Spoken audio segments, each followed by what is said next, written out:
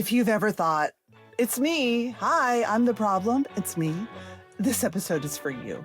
I'm Morra Aarons-Mele, and this is The Anxious Achiever, the show that looks at the intersection of mental health and leadership and work and asks, how can we do it all better? Muriel Wilkins is one of the wisest voices in leadership today. She's a longtime executive coach, and she's host of the great HBR podcast, Coaching Real Leaders. And she's author of the new book, Leadership Unblocked. And like so many of us anxious achievers, Muriel knows what it feels like to get in your own way and to hit a wall, even when you're really great at your job. One of the stories in her book, which we'll talk about today, involves a man who is friggin' smart, okay? This guy knows the answers. He's always right. And his employees and his team kind of resent him for it. You probably know this person. You might even be this person. You're really good at what you do. You're so smart, but it's actually blocking your leadership. In this conversation, Muriel and I talk about common blockers and what happens when the same beliefs that made us successful start to hold us back. The belief that our worth depends on our performance, that control keeps us safe, that perfection somehow protects us. We talk about how we've learned to re-examine our own stories, and through Muriel's incredible body of work, how to get unblocked. My conversation with Muriel M. Wilkins. Hi, Muriel. Hello. I'm so excited to be here with you. Oh, Muriel, you are one of my heroes. And I mean, such a wise voice. I love that you wrote this book. I have to tell you in full disclosure, I have been saying for months now, I'm blocked. I'm just blocked. I am getting in my own way and I can't get out of my own way. And so this book, it was helpful because I was like, I'm the problem. Mm-hmm. That acceptance that like, I'm the problem, it's me, is sort of a big shift that you ask people to take with you right away. Yeah, absolutely. Because it's the only thing we can really control. Right. Unfortunately. Right. And so, I've always been somebody who kind of looks for what's the path of least resistance. And ironically, this one sort of plays both. But in actuality, ourselves are the path of least resistance than trying to change others or trying to change the circumstances. And I learned that the hard way. And so, yeah, I think starting from the get-go of, look at yourself first. Before looking at everyone else is definitely a strong statement there. I mean, one of the wisest therapists I ever had, plus many of the wise therapists I've interviewed over the years have said to me, you're never going to change the triggers. Thinking that you're going to go through a day not getting triggered is a fantasy. All you can change is how you respond. That's right. That's right. And Morra, I got to tell you, I was a little late in life when I came to that realization. And I remember probably similar to you, it was I'll actually share the story. I did this like multi-month self-compassion course, right? And it was amazing. And I remember we got almost to the end and the teacher said something like, oh, and by the way, like you do all these practices, but it doesn't get rid of the problems. And I was like, what? Wait, what? Like, what are you talking about?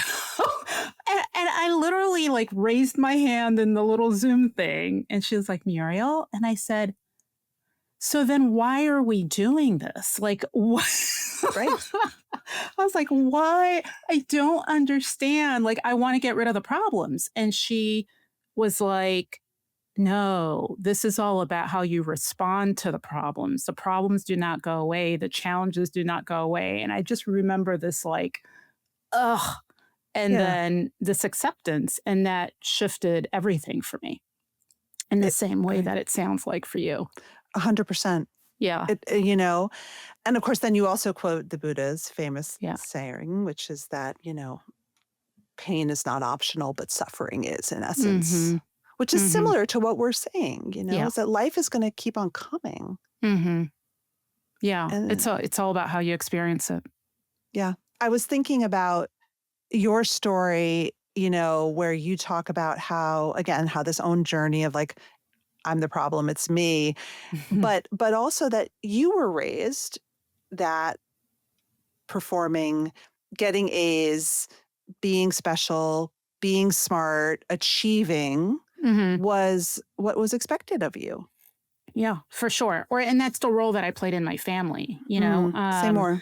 Well, I'm the last of four, and I don't even know if I was specifically told that, but I quickly figured out that was the way that I could I could be special. That was my little superpower, was to perform well, right, in everything that I did, whether it was in front of my parents' friends or perform well at home, meaning be good, don't get in trouble.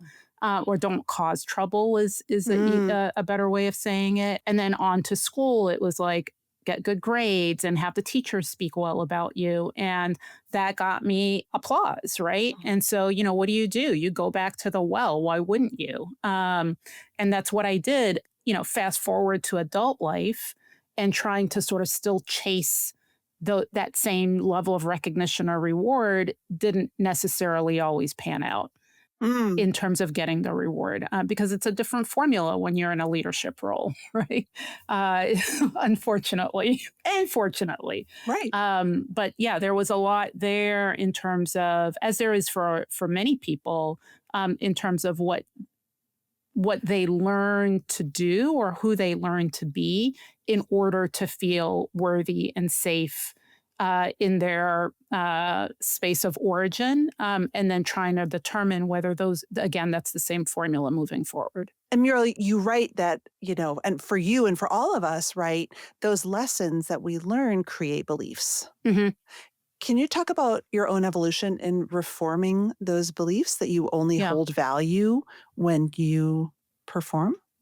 Yeah, I mean, I can share some of that, but I still feel like I'm on that journey. So let me caveat that, right? Like, I am not here to say that I have, conquered it all. I think if anything, and I think this is what I try to get across to my coaching clients and try to get across in this book, it's that at the very least become aware that those beliefs are there so that you can then make a choice in the moment as to whether they're serving you or not. And so for me, that journey, I spent a huge amount of time, probably well into my 30s, not questioning those beliefs at all because they had led to so much success, right? Or what I defined as success. And what's interesting is, I share in the book that my life partner was sort of the one who would, sort of ask these questions or challenge. And it's not like he waited till I was in my 30s. He questioned them sort of on day one. So it's very interesting that I actually was attracted to somebody who was the antithesis to what I believed, because he was there to teach me a lesson, is what I see. But I was very resistant, right? Very resistant to the notion of my formula of these beliefs, beliefs like if you work hard, everything else will work out. Okay. If you are in the details and fully involved, like I had this need, and it's one of the beliefs that I bring out, a need to be involved and like manage things very, very closely, then everything will work out. Everything is always everything will work out, Right. And so for me, quite frankly, it was when I had to face that I was trying to achieve certain results and I either just wasn't getting there, or the experience of getting there was so tough, right? And that one you of quit the your job.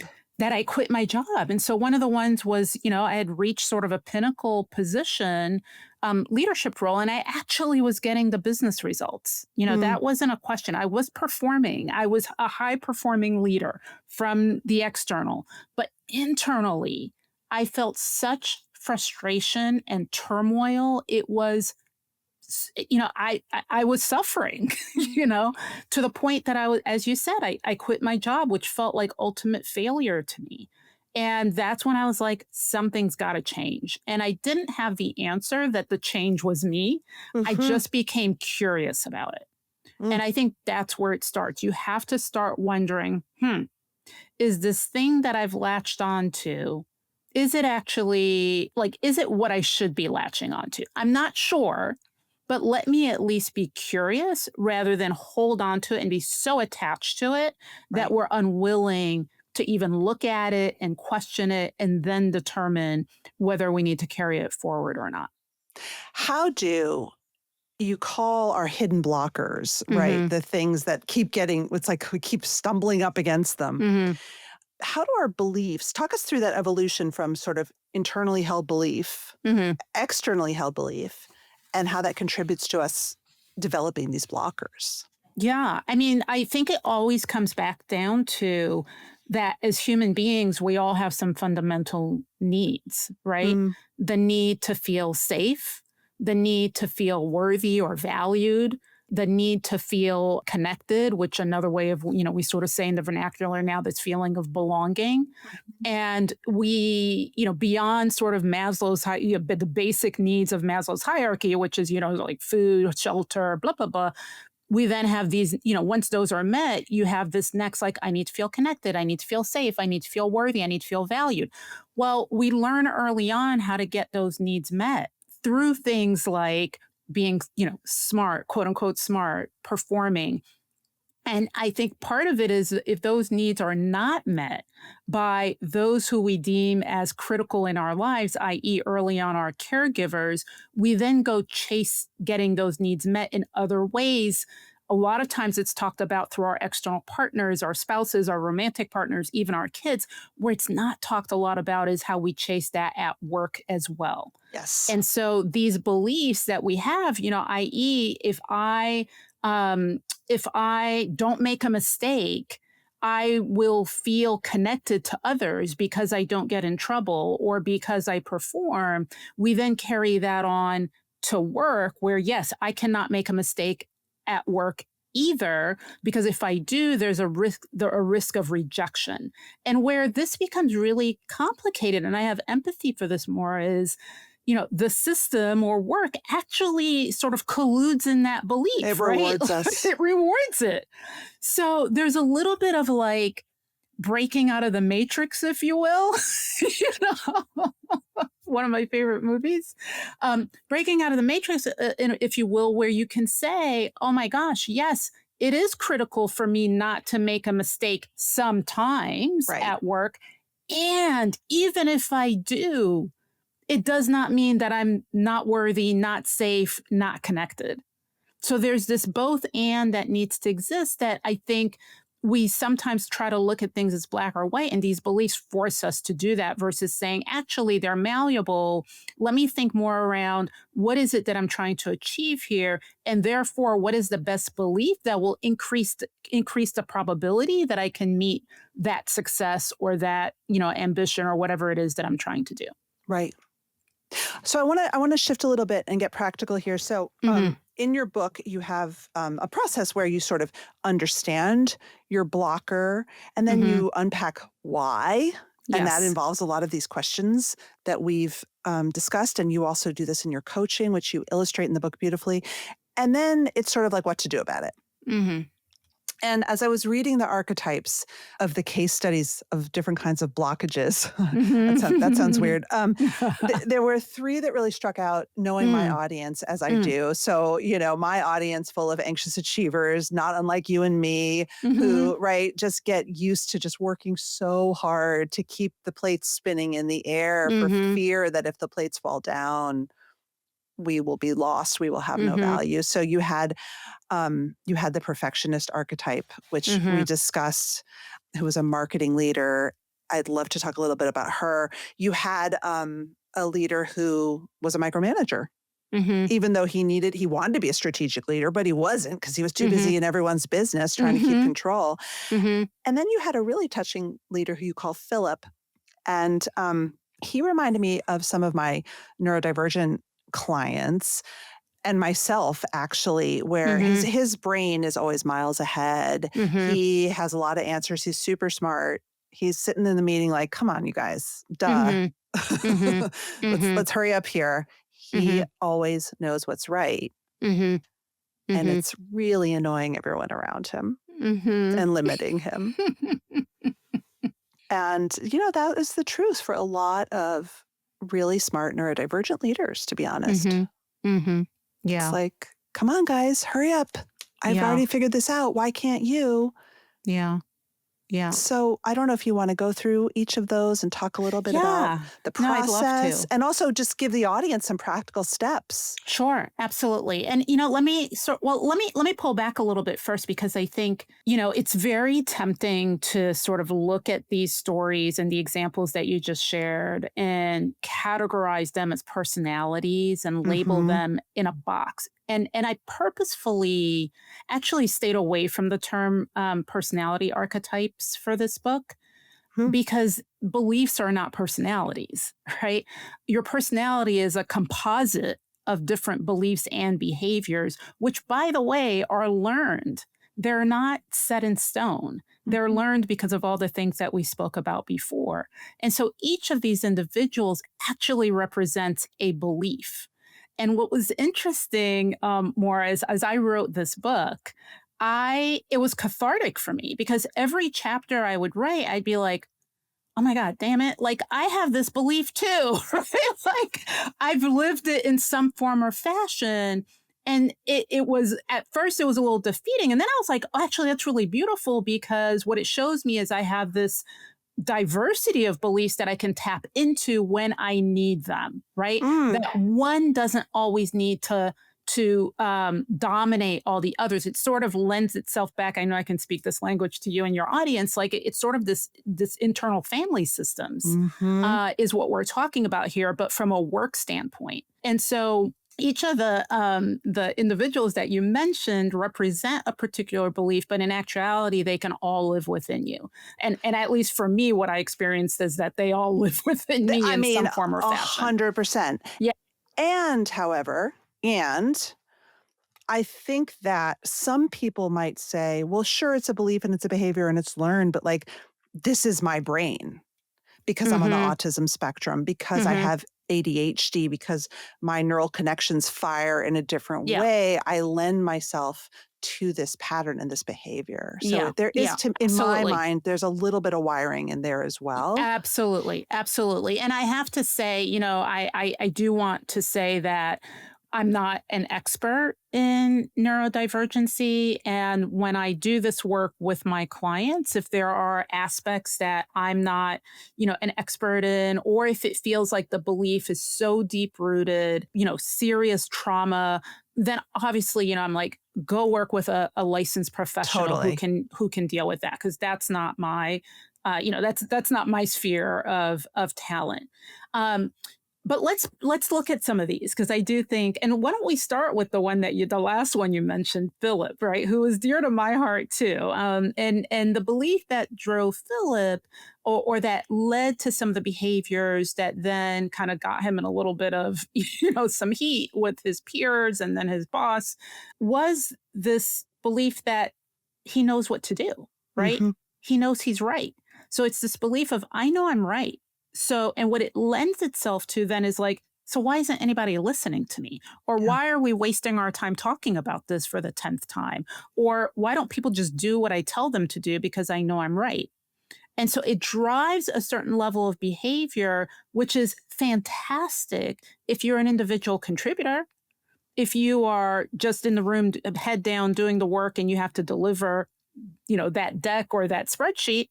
But if the definition of your success as a leader here is contingent on collaboration, which was the case for me when I came head to head with this belief, then it runs counter to that. Right. Mm-hmm. And Mm-hmm. so in Philip's case, that's actually the issue.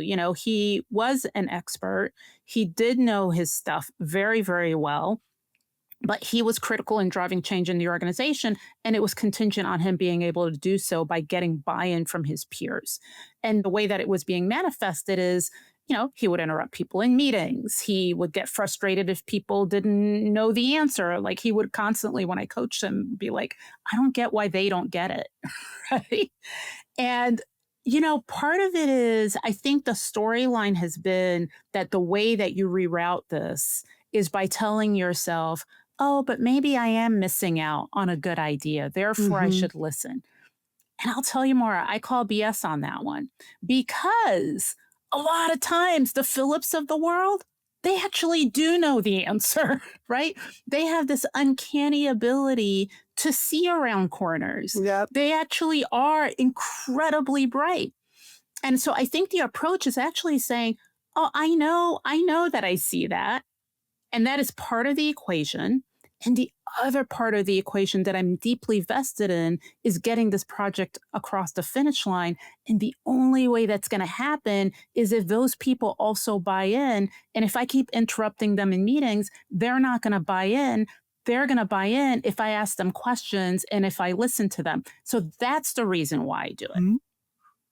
And that's the concreteness of it all, is figuring out what is the actual goal, how are you defining success, and what do you actually need, how do you need to behave to get to that success, and then what's the belief that would actually allow you to behave that way. And in this case, it's that, yes, I know the answer, and I can be a guide for other people to get to the answer rather than telling them the answer. I think that what you've described, first of all, there's going to be listeners out there who are resonating so hard. You know, any kid who was so smart in class and always had their hand up and was told, I'd like to hear from someone else, please. You know, what was the internal work that you did with Philip before getting to the sort of concrete? It's actually interesting because it took a while to get to the internal. I bet. Yeah. He had to see the external first and the impact of it, right? So he had to see, and in his case, because he was in a lot of meetings, and this is where this was most manifesting itself, it wasn't manifesting itself as much with his team members. It was with his peers and with his boss. We had it was fortunate that a lot of these meetings were happening via Zoom, and so we recorded some of them. And I had him take a look at it, and I didn't say anything. I just said, "What do you see?" And he was like, oh, like, I see that I have the answer. Like, I know I'm right. I can see I'm right. Da, da, da. And then I said, okay, now I want you to rewatch it, but I want you to watch it from the perspective of how everyone else is reacting. Right. And he came back, and what got him is the way his boss was reacting. And it just so happened in that situation, because I have to meet my clients where they are. For him, his boss was actually, that was a relationship that he really respected. And it was one of the reasons he worked there. Like, he wanted to work for this person. And when he saw the look of frustration and, somewhat disappointment in his boss, that then made him curious. Like, okay, maybe there's something I'm doing that's not really ticking. That's not going to get me across the finish line. So a lot of time with him, because again, once he gets it, he gets it. So a lot of it with Philip was to get him to get it, right? With someone who he respects, who powerful, respected. right? So once he saw it on the external, then he could go internal. And that became, right, like, okay, so like, what would you need to believe? Because he now understood, like, yeah, maybe I should stop. For him, it was, it was like, I need to stop interrupting in meetings. And I'm like, yeah, okay, we got that. So what would you need to believe? That's a very simple question. What would you need to believe to make you not interrupt in meetings? Mm. And it reminded me a little bit of, when my son was younger. I remember in third grade, he was that kid who would like raise his hand, interrupt in class, blurt out the answer. He was like an early Philip, right? And I remember the teacher kept saying to, in parent-teacher conferences, like, he needs to like not interrupt. And I said, you're going about it the wrong way. You need to sort of reward what he's doing. And so the approach became, and this is what I took on with Philip, I said, what you have to say is so valuable that I want you regarded as such a scarce resource. It's so valuable. It's a diamond. Pick and choose. And we use the exact same, I don't think this exercise made it into the book, but one of the exercises that really worked, I said, you have 3 chances to speak up in a meeting. Pick and choose which ones they are. I've used that myself. Okay. Because I'm a blurter, and I'm like, oh, and I, a couple of years ago, realized that my behavior was really punishing to me and other people. And I absolutely. hmm And so Like with Philip, make it it was the count. same thing. And it was the why am I talking? The WAIT acronym, which I did not make up. Somebody, don't know who, but I picked it up somewhere. And it worked. It worked just like it did for my son when he was 8. Right? Who, by the way, now is a great listener. But it worked for Philip. But the anchor of it was not grounded in you don't know the answer. This is not about dismissing that. You do Mm. know the answer. You are right a lot of times. It's just not what needs to lead you right now. You can tell that belief to take a rest for a little bit and let another one be the CEO right now, be in the driver's seat so that you can actually meet this collaboration. And by the way, have your boss not look as frustrated as she Well, did. exactly. And to your point about neuroplasticity in the book, like maybe there's also another belief that emerges, which is like, wow, dialogue is a value, like, oh, when I'm Yes. not in charge of the conversation, maybe good things can happen too, Yeah. like a real Maybe. shift. Maybe, Yeah. right? But I think that when you're coaching yourself or when you're which by the way is my whole mission around this is so that people can just coach themselves. Like you don't need an external coach to do this. But you've got to meet yourself where you are, Mm. and you've got to Hmm. be honest with yourself. If you actually if you don't really believe you're going to find other answers, don't make that the crux of, the thesis of change, right? It has to be something that you actually are grounded in. And that's where I think we go wrong a little bit. We're like, Yeah. well, you should do this. You should do that. No, figure out what is it that's going to make this important for you and have that be the reason why you then shift or put that belief to rest for a little bit and pick up a different one. Oh, I love that. Let's talk about the marble jar Mhm. and your anxious perfectionist. Mhm. Can Yeah, you yeah. can you lay out this scene a little bit? And Yes, absolutely. And so she was someone who just really had a tough time with just the idea of making a mistake. And to her credit, she had sort of assumed the leadership role at a time where her organization had been through a tremendous amount of turmoil that had nothing to do with her, sort of left picking up the pieces and recognizing that like there was but so much this organization could take more of. And so she was, handling it with a lot of care, a lot of empathy for the fragility that folks were in. And it played to her strengths, right? Her strengths were around having empathy and being collaborative and really driving consensus and making decisions. But then there's a thin line between when you're doing that to optimize the value versus when you're doing that to make sure that you don't lose. And that's where she had gotten. And what mm, it ended up looking like is going around and around and around trying to get consensus, or that's what it was, veiled consensus, but it was really an avoidance of making the quote unquote right. wrong decision. And so, ironically, this belief of I cannot make a mistake because I would be failing the organization was ironically leading her to fail the Mm, organization because the organization needed her to make decisions, needed her at this point to put a stake in the ground and move forward. And so, one of the practical things that we had to do, and from a concrete standpoint, is for her to even recognize like how prevalent was this I can't make a mistake, because seeing it at an organizational level was like such a high risk. So yeah. sometimes, we had sort of diluted and said, okay, let's just look at how this plays out day to day. So I gave her a simple exercise, which was like a jar with some marbles. And I said, every time you have this, like, I can't make a mistake or, oh my God, I can't do that, I just want you to put a marble in the jar. What if this goes wrong? What if Right. What this? if this Yeah. goes wrong? Da, da, Right. da. And it was so interesting. I did in the book. I said, just send me a picture at the end of the day. Right. And so, like, the first day, she puts in a few marbles. And then the second day, there's like less marbles. I'm like, what the heck is going on here? And then the third day was like a bunch of marbles. And when we unpacked it, she was like, yeah, the first day I wasn't sure if I was doing it right. So there we go. Right? This Tao of, am I And, going to mistake? And this like elementary exercise was there. thank God she had the insight to laugh at herself about the marbles. Exactly, I exactly, appreciated that exactly. detail. And Yes. then the second day, I was like, why were there less marbles? She's like, because then I took some out because I thought I did it wrong. So we had a great chuckle. And I think, Morra, what this points to is you've got to look at this stuff with humor. Like Yeah. you're human, right? You're human and everyone else is dealing with the same stuff and normalize it. And again, if it feels too much up there, right, like too risky, de-risk it. Practice this stuff on things that don't have as much weight to them. So that you can again create this awareness of like, yeah, and her awareness was like, oh my gosh, like this belief is prevalent, like it's in everything. And recognizing that made her realize, okay, maybe I need to work on this more so than just at this organizational level, but in a lot of different ways so that then I get a lot of at bats to be able to deal with it in terms of making decisions. So the marbles helped her become aware of her Hmm. beliefs. What are Hmm.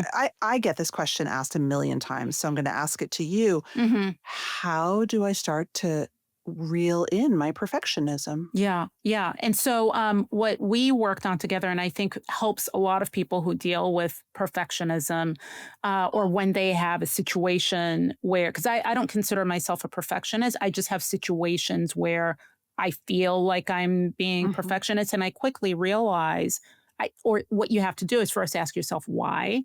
Mhm. What is it that I'm concerned about? Right? That is making me sort of laser in. So that's the first step is why am I doing this? And is that valid? Right. And then the second is I think the action step to take is to lay out before you start working on it, lay out the conditions of satisfaction. Because the issue with the perfectionists is they're never satisfied. And so they keep on working it and working it and working it and working it, waiting till that moment till they're satisfied. Well, it's never there. Right. So instead, I say make a contract with yourself in advance, and it's a non negotiable contract. And what's really helpful there is to get other people to also agree with it. Pull in Right. your team. What are the conditions of satisfaction? When are we saying stop? When are we saying enough? When are we saying we're going to be ready to make a decision? What are the three things that I'm going to need? And that's it. That's the list. It's like making your grocery list, your shopping list before you walk into the grocery store, Yep. rather than going into the grocery store and just browsing the aisles. That's cool sometimes, but not all the times. When you're on a budget and you have a time frame, you go in with the list and you're like, I'm getting these 10 things and I'm out. I'm not looking at anything else.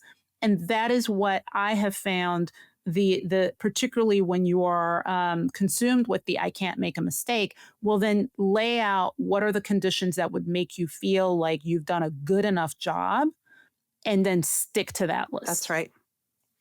I will sometimes have people put an hourly limit. Yeah. So it's like, okay, well, how many hours do you think you need to make this Yeah. PowerPoint? Mm-hmm. Like look at your best PowerPoint. Mm-hmm. Okay, well, I think that's 12 hours. Great. Mm-hmm. 12 Mm-hmm. hours. And she was kind of touching in that. I mean, that's the undercurrent you get is that all these people really mean well. Of course. It's like nobody wants to be difficult. Nobody. And they're not bad. And none of these are No. bad, right? Like we're not bad people And and they're we all don't have very bad successful. beliefs. They're all All very very successful, successful. extremely successful. And these are folks who, some of them you've probably heard about, right? Like, and again, the whole point is, to Marshall Goldsmith's title of his classic book, What Got You Here Won't Get You There. It's just that, these beliefs have been great for you. They're just not that great for you now. They're not bad. They're just not great They're for not you right serving now. you anymore. But they might help you in 2 months. So Yeah. don't abandon them. Just let them relax for a little bit, right? Let them chill out and have another one do some work.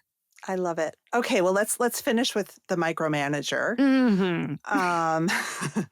Tell us about him. Oh my gosh. So this is the critical belief here is I need to be involved.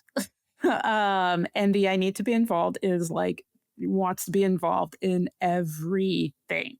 And what is beautiful about this belief is that underlying it is the sense of, it's a fear of things falling apart. Yeah. And so they want to make sure they're the protector. They want to make sure that nothing falls apart. And so there is this sense of if I control everything, seem like I control everything, nothing will fall They're the apart. overfunctioner, right? They're the overfunctioner. Exactly. And that is also a learned behavior. I share in the book how I came head to head with this belief for myself when I had kids. I had twins and was I micromanaging micromanaging the heck out of, their caregiving, right? Like I had the spreadsheets and, we had a caregiver who was just this amazing elderly woman who was like a grandmother to my kids. And I had these spreadsheets and I wanted time track of what they were doing and, every little thing because I wanted to know and be able to course correct and swoop in and fix. And, she said to me one day, she was like, she didn't even say it to me. She just sort of said it. She said it out in the ether. She's like, people think that if they plan, it will keep them from things falling apart. Mm. Your kids will teach you that's not the case. And Morra, I just remember like, right? And boy, was she wise. Yeah. And it was true, right? And so in Philip's case, in this I need to be involved case, he was in everything, getting on every conference call, looking over all his team members' work all the time. Anytime there was a decision that had to be made, even if it had nothing to do with him, he wanted to weigh in, right? But his complaint was that he wanted to scale up and he wanted to be strategic. But the reason he couldn't is because he was bogged down in all this other stuff. And so a big piece of it was really getting him to realize in order to scale, he could not stay at that level of altitude. He had to engage at a different level. And was he being really honest with himself around how he was defining success for his role? Because if the way he was defining it was at the strategic level, then he needed to behave in alignment with that. And part of that was, again, the changing of the belief of really he needed to be involved where he added the most value, not just needing to be involved. And how did you start to implement that? So with him, we had to really sort of lay out what this value proposition was. Where did he add the most value? And this isn't like I'm not this person who operates or a coach who operates in the ideal world. Like yes, you can be strategic 100% of the time, but we had to allocate and say, okay, if you were strategic 60% of the time, what does that even look like? What does that mean? Right? What would you be doing relative to what you're doing now? And so there was this exercise like, what is the highest and best use of your time and your energy? And when he laid that out and looked at it relative to his calendar was not aligned with that at all. So at a practical reason, we then started looking ahead at his calendar and saying, okay, how do we make your calendar mimic this 60%, 70% so that it's more aligned with you being involved at a certain level rather than being involved in everything? So it became a calendaring exercise, right? And a lot of the coaching was then holding him accountable to it until he recognized that, oh, I can do it. Because he really thought he couldn't. He didn't think that there was any way he would ever be able to be strategic because everyone needed him to be involved. That needed him. But again, Morra, that came from his sense of worthiness, right? He felt worthy by being needed. And I was like, yes, you are needed, right? Let's not take that away. But you're needed up there. You're not needed down in the like correcting the margins of the spreadsheet. That's not where you're needed, babe. Yes. Yes. I love your approach so much because it's so practical, but it is also very empathetic and very realistic, meeting us where we're at versus, the magical world which we all hope to inhabit. Yeah. Yeah. I mean, you have to, right? Or else like you're missing the mark from the beginning of the race. Yeah. It's like trying to start a race and you're like not even at the right starting line. Right? We know how that happens. It's like automatic penalty, right? Like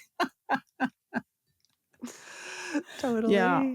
Thank you. Before we go, is there anything else you wanted to add or bring up?